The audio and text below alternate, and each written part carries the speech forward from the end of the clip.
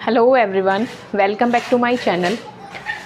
अपने previous video में हमने डिस्कस किया था एसिड बेसिस एंड सॉल्ट्स के बारे में, जिसमें हमने बेसिस के बारे में आपको बताया था। आज हम स्टार्ट करेंगे सॉल्ट्स के बारे में। चलिए सॉल्ट्स के बारे में डिस्कस करते हैं।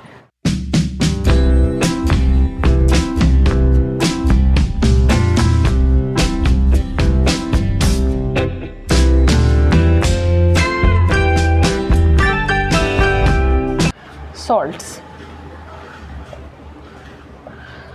When we react an acid with a base, जब हम किसी एसिड को किसी बेस के साथ रिएक्ट करते हैं, when we react an acid with a base, तो हमारे पास किस चीज़ की फॉर्मेशन होती है? हमारे पास फॉर्मेशन होती है सॉल्ट की और वाटर की।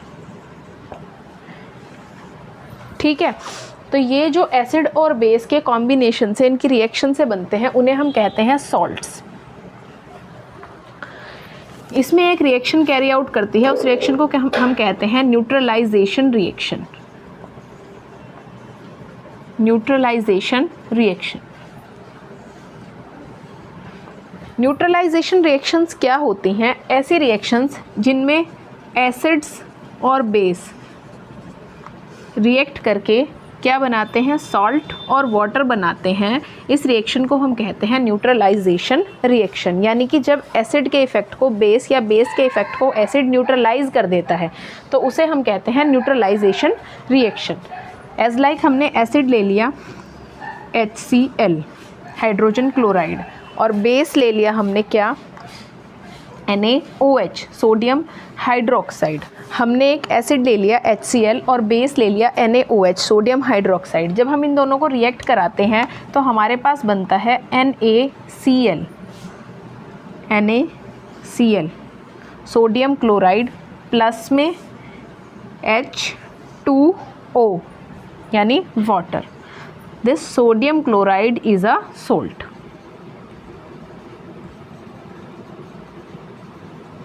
Plus water. This reaction is known as neutralization reactions. ऐसी रिएक्शंस जिनमें एसिड और बेस रिएक्ट करके सॉल्ट और वाटर की फॉर्मेशन करते हैं। उसके बाद हम बताएंगे प्रॉपर्टीज़ ऑफ सॉल्ट। सॉल्ट्स की क्या क्या प्रॉपर्टीज़ होती हैं। Next is properties of salts.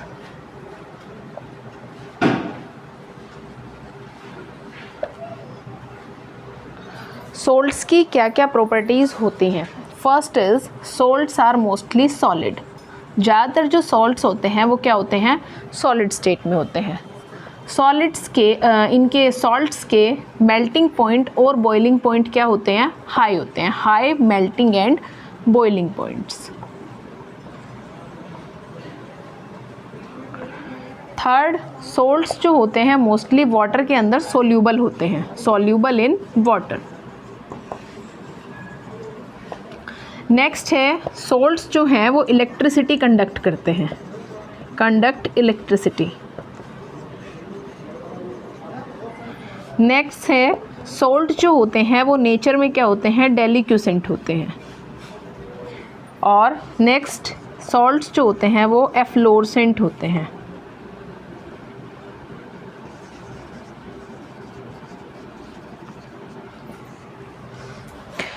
Now you would like to know that ma'am, what is the meaning of this deliquescent and efflorescent?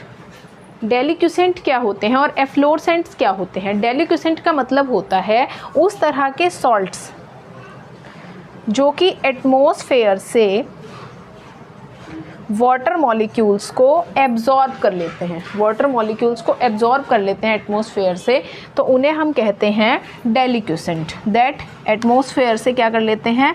Absorb water molecules. इस तरह के जो हमारे पास डेलिक्यूसेंट सॉल्ट्स होते हैं उनको रखा जाता है एयर टाइट कंटेनर्स के अंदर, ताकि उनको सेफ रखा जा सके। ठीक है। अब एफ्लोरेसेंट्स क्या होते हैं? एफ्लोरेसेंट्स का मतलब होता है ऐसे सॉल्ट्स जिनको जब एटमॉस्फेयर में ओपनली रख दिया जाता है तो वो क्या करते हैं? अपने वाटर मॉलिक्यूल्स को लॉस कर देते हैं। They lose water molecules. For example washing soda, Na2CO3 10H2O। और किस चीज़ की फॉर्मेशन करते हैं? एनहाइड्रेटेड सॉल्ट्स बनाते हैं ये, एनहाइड्रस सॉल्ट्स या एनहाइड्रेटेड सॉल्ट्स। ठीक है, और पाउडरी स्टेट में आ जाते हैं, इनके कलर्स भी चेंज हो जाते हैं।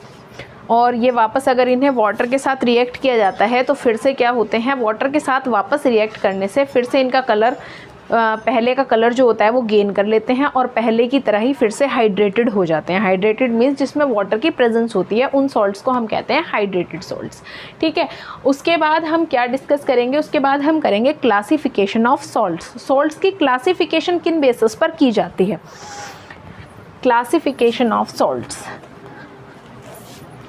Classification of salts.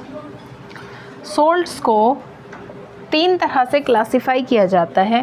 First is neutral salts, second is acidic salts and third one is basic salts. What are neutral salts? Neutral salts कब बनते हैं? जब स्ट्रॉन्ग एसिड्स स्ट्रॉन्ग बेस के साथ रिएक्ट करते हैं। जब स्ट्रॉन्ग एसिड को स्ट्रॉन्ग बेस के साथ रिएक्ट किया जाता है तो जिस तरह के सॉल्ट्स की फॉर्मेशन होती है वो क्या होते हैं? न्यूट्रल सॉल्ट्स होते हैं। ये वाले जो सॉल्ट्स होते हैं ना तो ये नेचर में एसिडिक होते और ना ही ये नेचर में बेसिक होते। ठीक है, फिर आते हैं एसिडिक सॉल्ट। क्या होते हैं एसिडिक? मतलब जिनके अंदर एसिड तो क्या है? स्ट्रॉन्ग, और वीक क्या होता है? बेस। बेस वीक है। जब एक स्ट्रॉन्ग एसिड को एक वीक बेस के साथ में मिलाया जाता है, इसके साथ रिएक्ट किया जाता है, तो जिस तरह के सॉल्ट्स बनते हैं वो सॉल्ट क्या होते हैं? एसिडिक सॉल्ट होते हैं।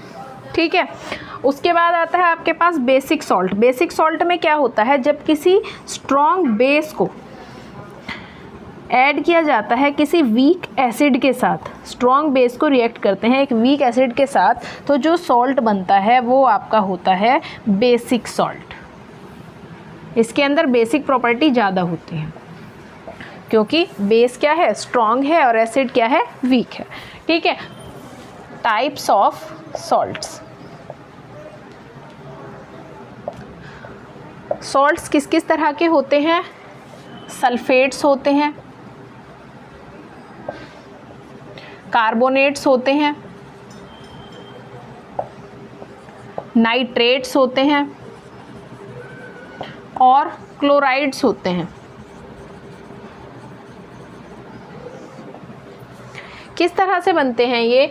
अगर H2SO4 यानी सल्फ्यूरिक एसिड में से कोई बेस हाइड्रोजन को रिप्लेस कर देता है, सल्फ्यूरिक एसिड में से अगर कोई बेस हाइड्रोजन को रिप्लेस कर देता है तो उस समय जो सॉल्ट्स फॉर्म होते हैं वो क्या होते हैं? वो होते हैं सल्फेट्स। ठीक है, जैसे आपके पास है, सपोज करें NaOH प्लस H2SO4, ये आपका सल्फ्यूरिक एसिड है। सल्फ्यूरिक एसिड को मान लीजिए सोडियम हाइड्रोक्साइड बेस के साथ में रिएक्ट किया गया तो क्या होगा? इसमें से हाइड्रोजन बाहर निकल जाएगा, ये बनेगा Na2SO4 प्लस क्या निकलेगा बाहर? 2H2O। Na2SO4 प्लस 2H2O, तो यहाँ पे जो बनते हैं सल्फेट्स बनते हैं। उसके बाद नेक्स्ट आते हैं आपके पास कार्बोनेट्स। कार्बोनेट्स मतलब अगर कार्बोनेट के अंदर से, अगर कोई कार्बोनेट हमें दे रखा है उसके अंदर से, यानी कार्बोनिक एसिड्स के अंदर से, कार्बोनिक एसिड्स में से अगर कोई सॉल्ट, कार्बोनिक एसिड्स में से अगर कोई बेस किसी हाइड्रोजन को रिप्लेस कर देता है,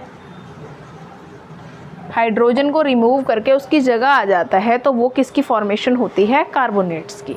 सिमिलरली नाइट्रेट्स, नाइट्रेट्स में क्या होता है? जब नाइट्रिक एसिड में से कोई बेस हाइड्रोजन को रिप्लेस कर देता है और सॉल्ट की फॉर्मेशन कर देता है तो वहाँ क्या बनता है?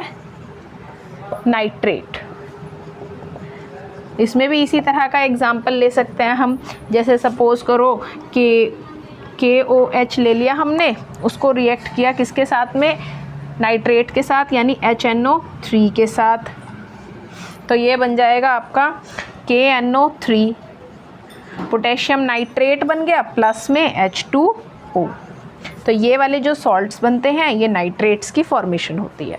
उसके बाद है क्लोराइड्स। क्लोराइड्स कब बनते हैं, जब HCl में से यानी कि हाइड्रोक्लोरिक एसिड में से, HCl में से अगर कोई बेस हाइड्रोजन को रिप्लेस कर देता है और जो सॉल्ट की फॉर्मेशन होती है उन सॉल्ट्स को कहते हैं क्लोराइड्स। ठीक है, जैसे आपने लिया HCl को रिएक्ट किया NaOH के साथ, तो यहाँ पे आपका बनता है NaCl यानी सोडियम क्लोराइड और प्लस में H2O। तो ये जो सोडियम क्लोराइड बनता है ये क्लोराइड्स की फॉर्मेशन हो गई।